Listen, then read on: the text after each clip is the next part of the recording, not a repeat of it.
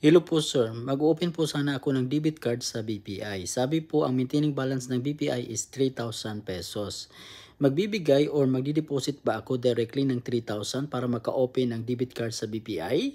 The answer is no. Meron po tayong tinatawag na initial down payment or opening balance. Yung opening balance is not necessarily na 3,000 pesos directly.